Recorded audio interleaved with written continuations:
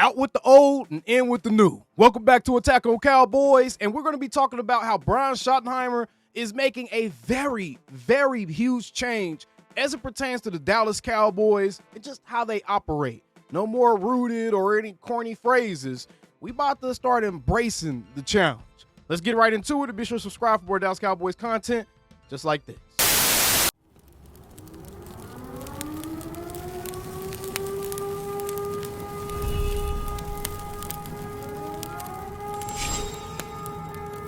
Man, shut your up. Yes, my ass is still injured, but we're going to keep it moving, y'all. Schottenheimer looks to pass stars to inspire the Cowboys. Now, I wanted to make this particular show because something that has been going on the last few seasons under the leadership of head coach Mike McCarthy is the Cowboys have always come up with these cute little sayings before the season, whether it's something like rooted, where they're essentially telling guys to be where their feet are. Don't worry about looking ahead. Don't worry about what's ahead in the future. Don't worry about your goals down the line. As long as you take care of what you're supposed to take care of each and every day, you'll end up getting there. That type of thing has been something that has been prevalent amongst the Cowboys and their thought processes as it pertains to how they approach the challenge of ending the 30-year drought. Brian Schottenheimer, he's taking a completely different approach, and I'm going to be real, y'all. I absolutely love it, man. I absolutely love it. All right, so let's get into this article written by Todd Archer on July 3rd, and this is essentially talking about how Brian Schottenheimer is bringing in some champions of the past to kind of help encourage some of the new guys and bestow some knowledge on the new guys. Let's get right into it. Time was running out and the Dallas Cowboys meeting room was getting louder and louder. Joe Looney needed to make one more free throw to win the competition for the offense as 30 seconds ticked down to 0. And when he did, chaos ensued. It was sick, man. Right tackle Terrence Steele said. Everyone was cheering. It was awesome. Everyone loves it. Never mind that Looney last played for the Cowboys in 2020, and the player he competed against, Brady James, last played for them in 2011. There were bragging rights on the line. The central theme to Brian Schottenheimer's approach in his first year as the Cowboys head coach is compete every day. It's on the wall, leading from the locker room to Ford Center. It's on a wall in his office. On May 30th, Schottenheimer extended it to former Cowboys as part of what they called Legends Day, when about 25 former players from different eras of Dallas history came to one of the organized team activities at the start. This wasn't just about watching a little practice and grabbing a bite to eat. They were in the team room for the meetings, which is why Looney and James were competing in the free throw shooting competition, just like the current players do. They were in the position meetings too. They spoke to the current players, offering tips and mentorship. They watched the practice. It was a way for Schottenheimer to bridge the generations of Cowboys and have current players meet some of the former players who helped build America's team. Quote, there's such great tradition and history here with the Cowboys, and you talk about not just the Super Bowl trophies, but some of the great players, Schottenheimer said. We wanted them to kind of see our energy and our juice, the way we like to operate. They paved the way for the guys that sit in those chairs today. I mean, they're part of our family. It's like having an uncle or grandfather in some cases that you can use as a sounding board. You can use as a mentor. Are they going to be friends? Hell, I hope so. But if they're not, there's experiences that they can garner from the likes of Randy White, Bob Lilly, Michael Irvin, Dat Nguyen. Osa Odighizuwa was a third-round pick in 2021. The defensive tackle had never met White, the Hall of Fame defensive tackle who played for the Cowboys from 1975 to 1988. Yet there he was listening to White not only tell stories about his Super Bowl teams, but about some tricks of the position they share. I like the way he emphasized that the confidence that you need to have, Odighizuwa said. What's the word? Just supreme confidence in yourself and your teammates. If you're trying to do something great out there on the field, you have to believe it first. Jason Garrett had former players visit often when he coached the Cowboys from 2011 to 2019. He was a backup quarterback with Dallas from 1993 to 1999, so he knew most of the alumni already. Schottenheimer's in his fourth year in the organization and 6 months into his tenure as head coach.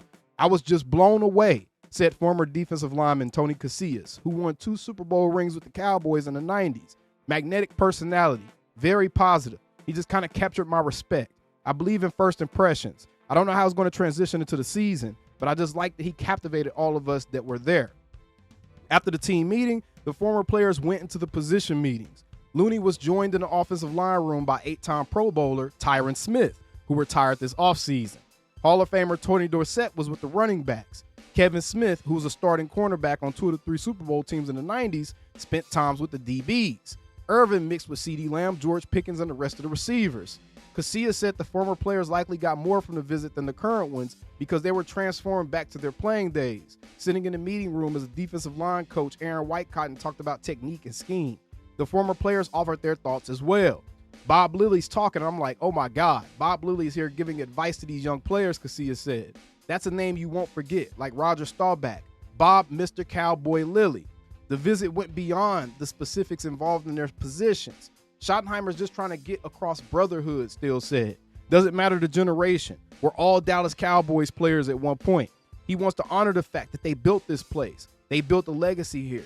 I thought it was really cool to see them guys come back, pour some knowledge into us, kind of be around us for a little bit. Yeah, it was a sweet deal.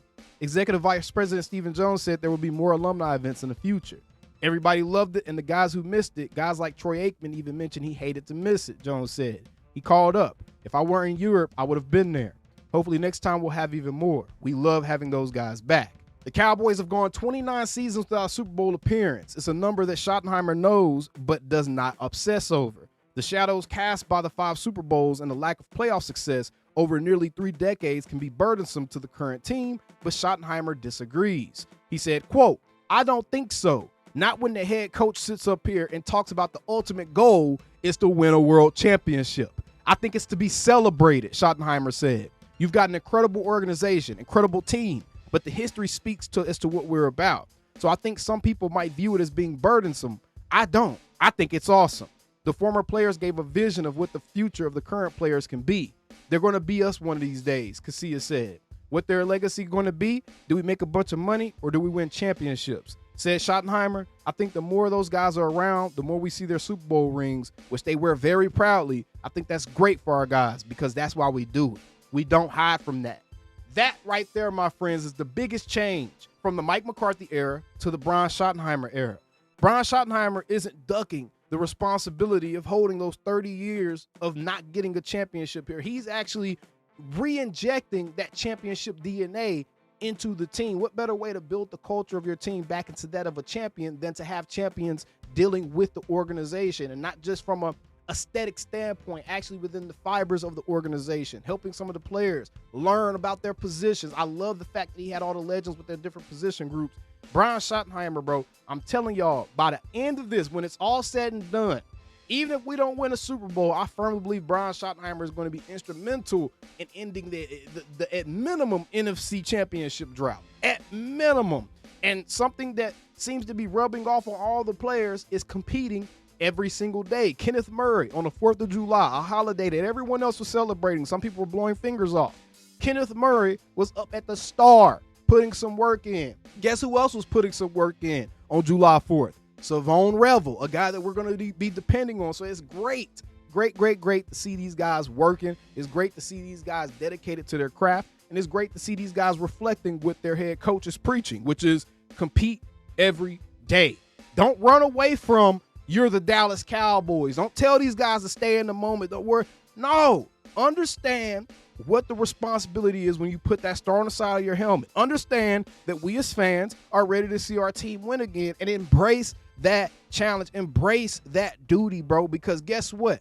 That is how you really compete in an environment of pressure. That's how you get used to competing in an environment of pressure, is actually accept the pressure that's being applied and prevail, right? And I hope that Brian Schottenheimer is the guy that's going to equip our players to do just that. But either way, those are some of the huge changes that Brian Schottenheimer are making with the Dallas Cowboys and the culture and the fabric of this team.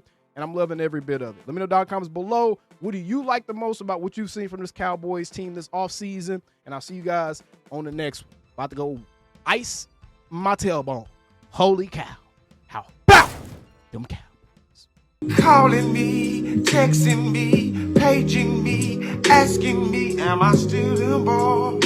Y'all usually check on me. Listen. I'm still them boys. Hey! Woo! Hey! I'm still them boys.